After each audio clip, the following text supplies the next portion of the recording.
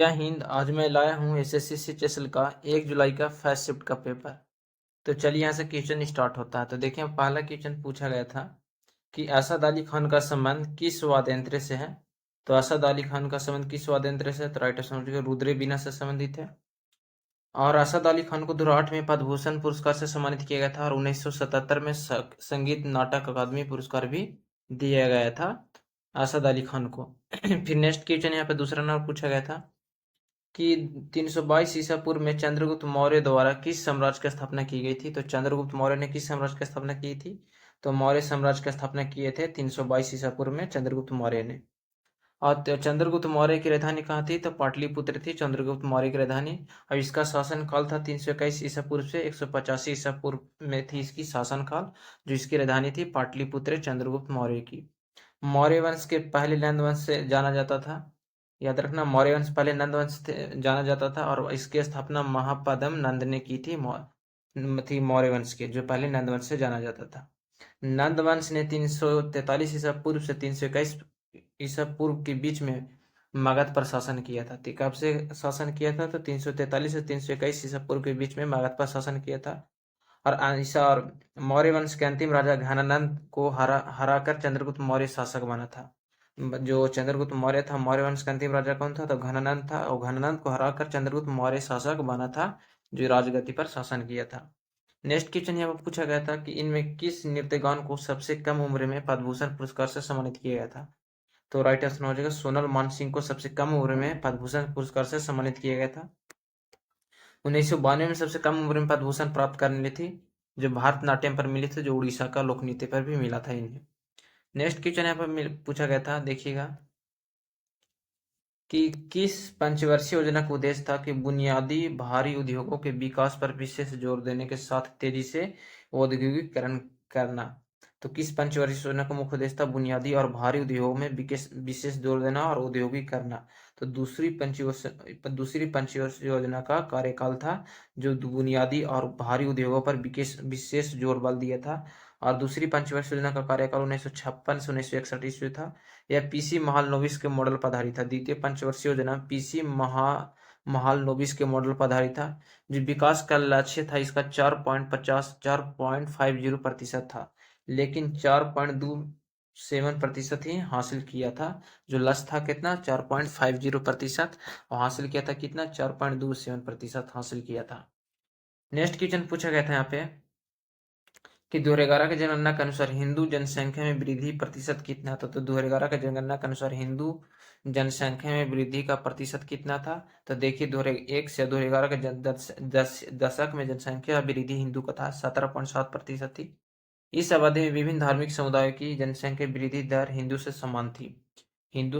16.8% मुस्लिम की थी, 24.6% ईसाई की थी, 15.5% सिख की थी, 8.4% बौद्ध की थी और 6.1% जैन की थी और 5% अन्य की थी, अन्य धर्मों की थी। नेक्स्ट क्वेश्चन फिर यहाँ पे कि पहली पंचवर्षीय योजना का लक्ष्य कितना था? तो पहली पंचवर्षीय योजना का लक्ष्य था 1951 से 1956 की अवधि के लिए थी पहली पंचवर्षीय योजना। लक्ष्य की वृद्धि थी 2.1% और वास्तविक वृद्धि किए थे 3.6%। लक्ष्य था रखा 2.1%, लेकिन वास्तविक वृद्धि कर लिया था इससे दुगुना 3.6% की। यह मॉडल हेरोडोटर मॉडल पर आधारित थी। पहली पंचवर्षीय योजना हेरोडोमर के मॉडल पर आधारित थी पहली पंचवर्षीय योजना। जो भारत में इसका मुख्य उद्देश्य था भारत में कृषि का हरित क्रांति लाना। नेक्स्ट क्वेश्चन पूछा गया था कि पोंगल तमिलनाडु का चार दिवसीय उत्सव किस फसल के कटाई के दौरान मनाया जाता है? पोंगल किस राज्य का त्योहार है? तमिलनाडु का। जो 4 दिवसीय उत्सव किस फसल के दौरान मनाया जाता है? तो यह याद रखना, यह पर्व धन्यवाद देने के लिए मनाया जाता है, जिसमें लोग उस वर्ष चावल की फसल की प्रकृति के माता पिता पर आभार व्यक्त करते हैं। चावल की फसल पर मनाई जाती है, तो धान की फसल जिसे बोल सकते हैं। 4 दिवसीय त्योहार है। नेक्स्ट क्वेश्चन पूछा गया था कि मौलिक अधिकार आत्म दोषारोपण के संबंध में कौन सा अधिकार देता है? तो मौलिक अधिकार आत्म दोषारोपण के संबंध में कौन सा अधिकार देता है? तो अनुच्छेद 20 अपराधों के लिए दोष सिद्ध के लिए संबंध में संरक्षण प्रदान करता है। मौलिक अधिकार का आत्म दोषारोपण का संबंध में कौन सा अधिकार देता है? तो अनुच्छेद 20 अपराधों के लिए दोष सिद्ध के संबंध में संरक्षण प्रदान करता है। समानता का अधिकार अनुच्छेद 14 से 18 है। स्वतंत्रता का अधिकार अनुच्छेद 1922 में है। शोषण के विरुद्ध अधिकार अनुच्छेद 23 से 24 में है। धर्म स्वतंत्रता का अधिकार अनुच्छेद 35-18 में कहा गया है। और संस्कृति और शैक्षिक शैक्षिक अधिकार अनुच्छेद 30 से 29 से 30 में है। नेक्स्ट क्वेश्चन पूछा गया था कि जनगणना में लिंग अनुपात किस प्रकार से निकाला जाता है। तो जनगणना में लिंग अनुपात किस प्रकार निकाला जाता है, तो प्रति 1000 पुरुषों पर महिलाओं का निकाला जाता है। 1000 पुरुषों पर लिंग अनुपात निकाला जाता है। 2011 के जनगणना के अनुसार महिलाओं का लिंग अनुपात था 1000 पुरुषों पर महिला थी, 943 पुरुष थी। 1000 पुरुषों पर 943 महिला थी 2011 का जनगणना के अनुसार। नेक्स्ट क्वेश्चन पूछा गया था कि 1771 में कौन सा बैंक स्थापित हुआ था। तो बैंक ऑफ हिंदुस्तान स्थापित हुआ था 1771 में। हिंदुस्तान के बैंक ऑफ हिंदुस्तान की 1771 में स्थापना किया गया था। नेक्स्ट क्वेश्चन फिर पूछा गया था यहाँ पे कि निर्वाचन आयोग कैसा निकाय है। तो निर्वाचन आयोग कैसा निकाय है, तो संवैधानिक निकाय है निर्वाचन आयोग। कैसा, तो संवैधानिक निकाय है। नेक्स्ट क्वेश्चन था कि वर्तमान में राष्ट्रीय उप सुरक्षा सलाहकार कौन है। तो वर्तमान में राष्ट्रीय उप सुरक्षा सलाहकार है, याद रखना, अजीत डोभाल। राष्ट्रीय उप सुरक्षा सलाहकार अजीत डोभाल है। नेक्स्ट क्वेश्चन था यहाँ पे कि 2023 में लाडली लक्ष्मी योजना किस राज्य में शुरू की गई है। तो 2023 में लाडली लक्ष्मी योजना किस राज्य में शुरू की गई, तो मध्य प्रदेश की सरकार ने 2023 में लाडली लक्ष्मी योजना शुरू की है, मध्य प्रदेश का सरकार ने। नेक्स्ट क्वेश्चन फिर यहाँ पे कि आर्य समाज की स्थापना किसने की। तो स्वामी दयानंद सरस्वती ने आर्य समाज का स्थापना किए थे। किसने, तो स्वामी दयानंद सरस्वती आर्य समाज का स्थापना किए थे। नेक्स्ट क्वेश्चन था यहाँ पे कि प्रायद्वीपीय पठार सबसे पहले किस महाद्वीप का हिस्सा था। तो प्रायद्वीपीय पठार पहले किस महाद्वीप का हिस्सा था, तो गोंडवान महाद्वीप का हिस्सा था। किसका, तो गोंडवान महाद्वीप का प्रायद्वीपीय पठार पहले किस महाद्वीप का, तो गोंडवान महाद्वीप का हिस्सा था। यहाँ पे एक्स्ट्रा फैक्ट है, यहाँ पे देखिएगा, प्रायद्वीपीय पठार अजीत सीक्रेटली आग्नेय और उपांतीय चट्टानों का एक पठार है। प्रायद्वीपीय पठार जो है अतीत से लेकर किष्टली आग्नेय और उपांतीय चट्टानों का एक पठार है प्रायद्वीपीय पठार। प्रायद्वीपीय भारत की सबसे लंबी नदी गोदावरी है, भी याद रखना। नेक्स्ट क्वेश्चन था यहाँ पे कि राष्ट्रीय हरित न्यायाधीश का वर्तमान में अध्यक्ष कौन है। तो राष्ट्रीय हरित न्यायाधिकरण का वर्तमान में अध्यक्ष है न्यायमूर्ति प्रकाश श्रीवास्तव। न्यायमूर्ति प्रकाश श्रीवास्तव है। फिर नेक्स्ट क्वेश्चन के 2011 के जनगणना के अनुसार सबसे ज्यादा लोग किस राज्य में माइग्रेट किए हैं। तो 2011 के जनगणना के अनुसार सबसे ज्यादा लोग माइग्रेट किए हैं उत्तर प्रदेश और बिहार में। 2011 के जनगणना के अनुसार सबसे ज्यादा माइग्रेट उत्तर प्रदेश और बिहार में किए थे। नेक्स्ट क्वेश्चन था कि बृहद कथा कोश के लेखक कौन है। तो बृहद कथा कोश के लेखक थे कौन थे, तो हरिसेन थे। बृहद कथा कोश के लेखक कौन, हरिसेन। मौलिक अधिकार किस भाग में है। तो मौलिक अधिकार संविधान के भाग 3 में है। मौलिक अधिकार अनुच्छेद 12 से 35 में है। मौलिक अधिकार जो है संविधान के भाग 3 में है और अनुच्छेद 12 से 35 में है मौलिक अधिकार।